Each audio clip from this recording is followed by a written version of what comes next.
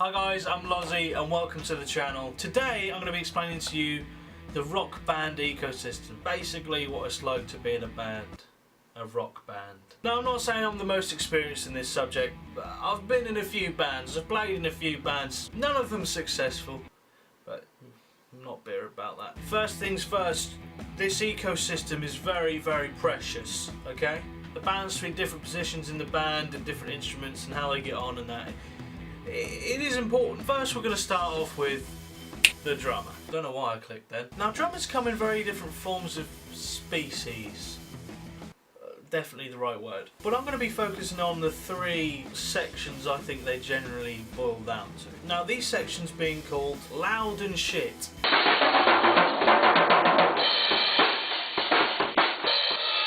Loud and good.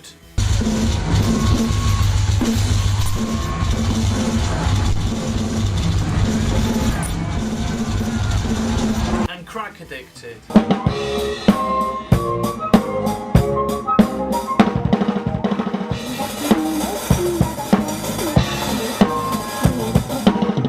And a combination of two out of the three normally go hand in hand as well. Now drummers can have a massive impact on the sound of a band overall, so naturally they're probably one of the most, if not the most important position in the band.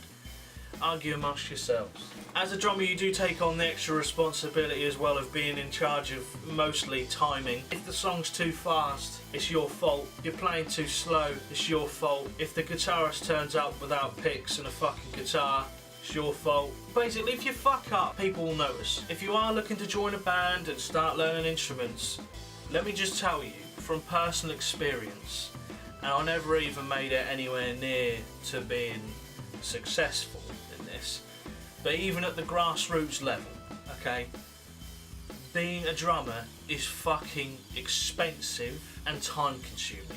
Now let me just break this down, okay? If you are starting and you want to become a drummer, you're new to it, I would advise you get a used kit. There are a few good points about buying a used kit. The most obvious one is the fact that it'll probably be cheaper overall. I did a little bit of research. If you want a new kit, you are looking between about 380 to 650 quid for a half decent kit. I don't know, if you want to go buy a cheap kit from, I don't know, Jeff's Amazing Music Group, then yeah, you do that, but expect it to be horrific. So like I said, you're looking between 380 to 650 quid, and that's not even including other things that a drummer definitely needs, such as a stool, cymbals, double foot pedal if you want to go a bit cray-cray. You've also got to factor in where you're going to keep the kit. Have you got enough space at home?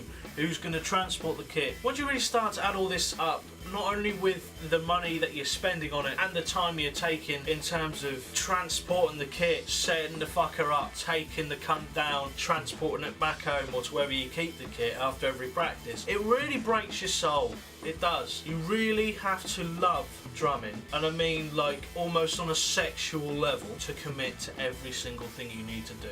Now this next position goes without saying, it's a very important member of the band. The singer or vocalist, however you want to say it. Let me just tell you also, this is the position from which in the band you're most likely to break up or cause the breakup of the band.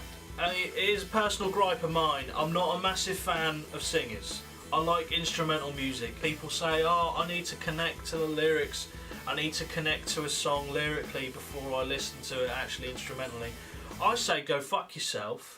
I like the sound of instruments rather than someone's wailing voice. But I recognise they're still important, and that's why I have broken down singers into three categories. Now, singers come in very different forms of psychopaths, sociopaths and narcissists, to name a few, but they generally do fall into those categories, and you know exactly what I'm talking about, okay? These people, there are a lot of divas out there. Now, within this subsection of singers, you get kind of two different types of each of those. They're all twats, they're all cunts, that goes without saying. You either get the singer who turns up 30 minutes late to a gig, boofs as much ketamine up their nose as possible, and halfway through the set vomits on a venue manager, or you've got the other type who stays with the band, plays a few instruments, listens to things, critiques stuff, has ideas. Be that singer if you can.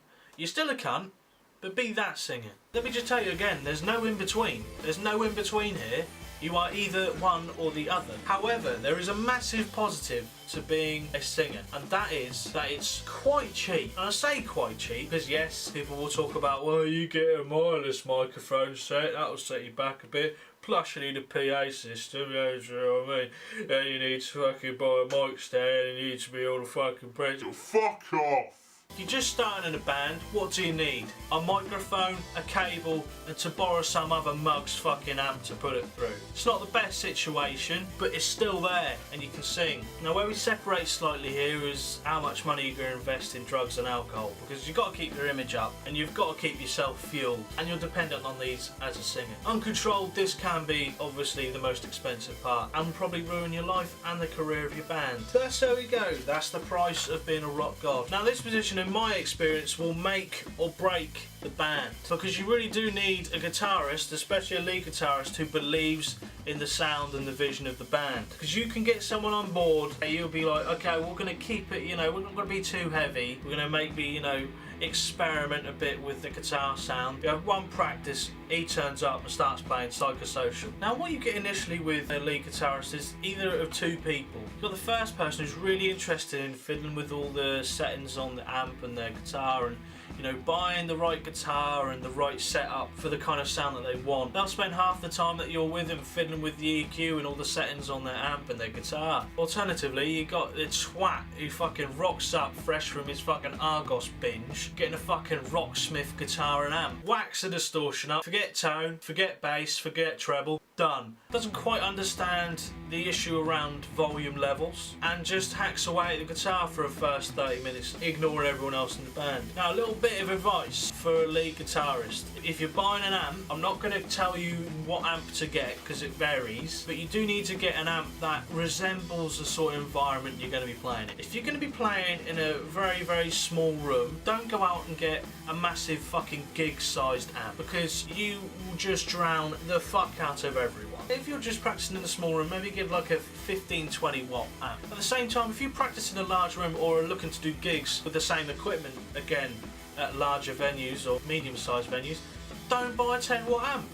You will not be heard. I will just say, guitars in general, depending on what you go for, they can be quite expensive. But again, if you're just starting out, buy a used one. It doesn't have to be completely spanking new. Yes, you might buy it off a guy called Keith who's explicitly penetrated the guitar with his penis. There's a bit of cum smear on it, but it still plays great. He took care of it overall. Now, when it comes to stage presence, I feel lead guitarists are a bit left behind in terms of how people see them. Now, unfortunately with lead guitarists, they kind of default to like this sort of syndrome which I call unoriginal showmanship. And that's because they're so susceptible to what they've seen before. Now, when The Who were smashing the fuck out of their kit in the 60s, like you just had one Stella and your wife has cooked a shit fucking roast, that was kind of shocking and it caught your attention. But when Niall does it, who's covering the Smiths, not the same vibe. Everyone's seen it before. Do something different. Now, this position of rhythm guitar is just as important as lead guitar in a slightly different way. The first thing, if you're going to go into rhythm guitar, you're going to have to accept you will most probably never be seen as cool as the drummer or the lead guitarist. That's something that is just stereotypically embedded. Unfortunately, that is the situation. You can know all the chord variations and shapes under the sun, but when you're with a crowd of fickle people and your lead guitarist, for some reason, inexplicably, starts to play Sweet Child of Mine, pretending he's fucking Slash, not the best lead guitarist to emulate yourself on. So as soon as they start playing Sweet Child of Mine, they're the hero. Not you, who's playing arguably the harder, more technical stuff. No, just the twat at the front of the stage. And this makes you, unfortunately, in the band, in most people's eyes, you're irrelevant now, but hey, irrelevant. Irrelevant! You're irrelevant. However, there's always a positive, there's always a silver lining. This gives you a chance to fade into the background, to do your work relatively unnoticed. Have no pressure on yourself. You can have fun. You can go up to the drummer and just, you know, like, call him a twat mid fucking chord. You know, you fucking prick! And your position, you keep everything together, because the rhythm guitarist will never go off script. And the singer can start doing a Freddie Mercury at fucking Live Aid.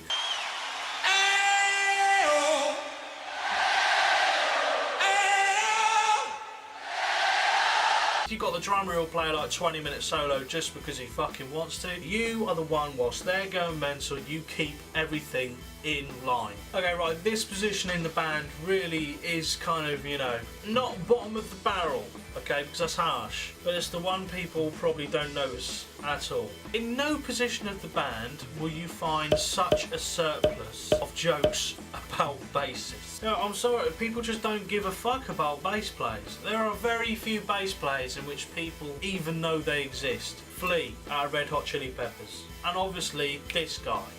Yep, that's right, he was a bassist in the Beatles. If you're looking at that picture and you're telling yourself, I really don't know who that is, I don't know what to say, I don't know how to guide you, you are in the abyss. So as a bass player, you really do need to stand out. There are many different ways to stand out. One, the most preferable one, is being able to show your skills off, like Flea.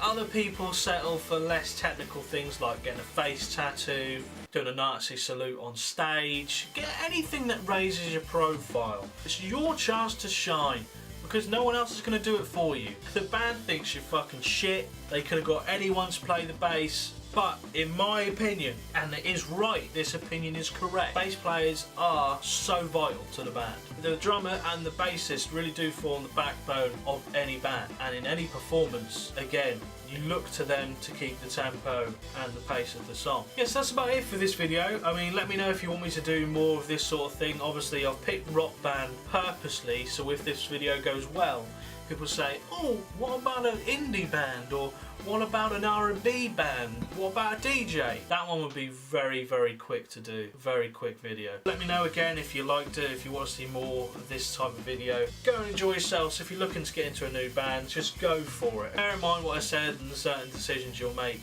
in your journey. But yes, I wish you all the best. Like, share, subscribe. And I guess that's it for this video, so I'll see you in the next one. Bye bye for now.